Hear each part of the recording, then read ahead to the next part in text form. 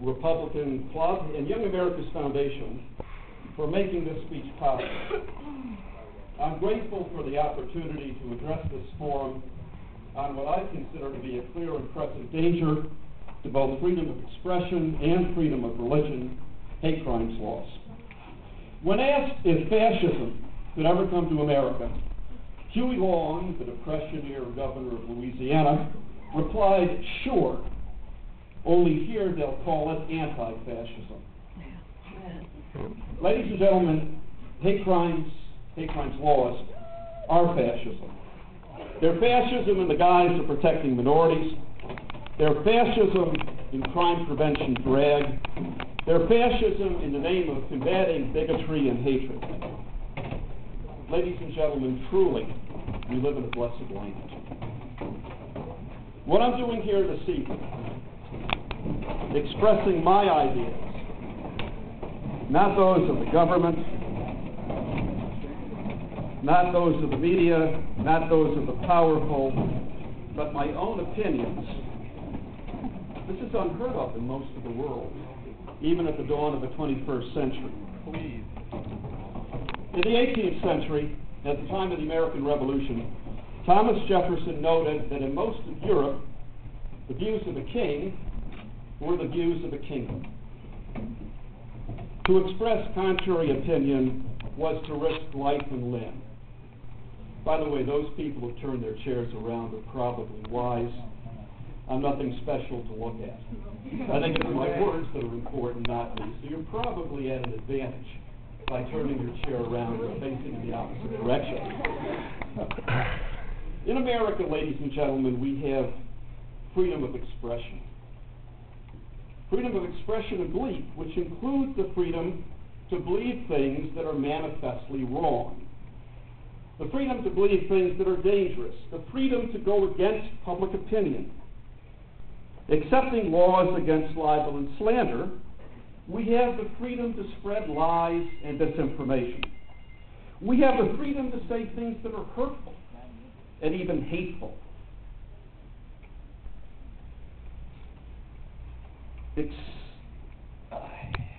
We have the freedom to say things that would enrage those who would suppress speech in the name of tolerance. Supreme Court Justice Oliver Wendell Holmes put it rightly in 1919 when he wrote in his dissenting opinion in Abrams versus United States, "The best test of truth is the power of thought to get itself accepted in the competition of the market."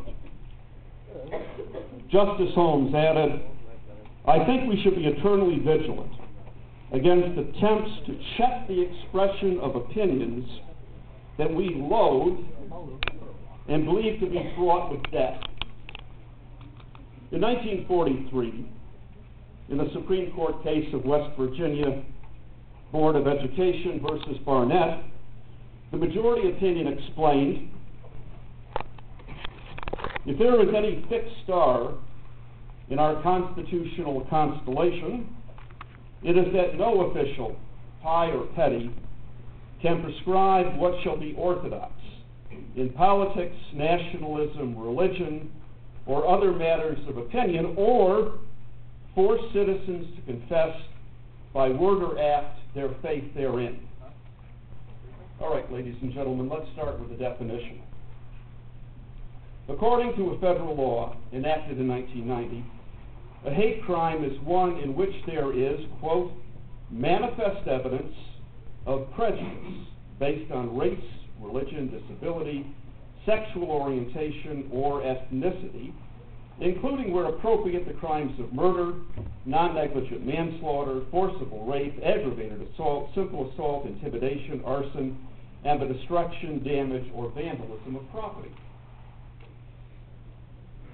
This statute requires the FBI to compile hate crime statistics and nothing else. Federal involvement here is governed by a 1969 law, which allows the authorities to prosecute a crime that was motivated by the victim's race, color, religion, or national origin, and then only if the offense involves interstate commerce, or to secure the victim's rights to certain federally protected activities, such as voting, enrolling in public school, or traveling on a common carrier. Finally, a 1994 law changes federal sentencing guidelines to require enhanced sentences for hate crimes. In 2007, there was an attempt to amend the law to add gender, sexual orientation, gender identity, or disability to the aforesaid category of protected persons. Additionally, under this legislation, the federal government would have been free to prosecute such cases at its discretion, whether or not the crime interfered with a federally protected right. Enhanced sentences for those convicted of such crimes would have included up to an additional 10 years in prison if the defendant, quote, willfully causes bodily injury to any person through the use of fire, a firearm, or an explosive or incendiary device, attempts to cause bodily harm to any person. The Local Law Enforcement Hate Crimes Act of 2007 was passed by Congress, but thankfully vetoed by President Bush. Rest assured it's coming back. Okay, you got that out of your system? You want to hit a bit more? I want you to get it out of your system. Okay, is that it? We got a bunch. Is that it? Okay. Keep going. Okay. All right, that's the boring stuff.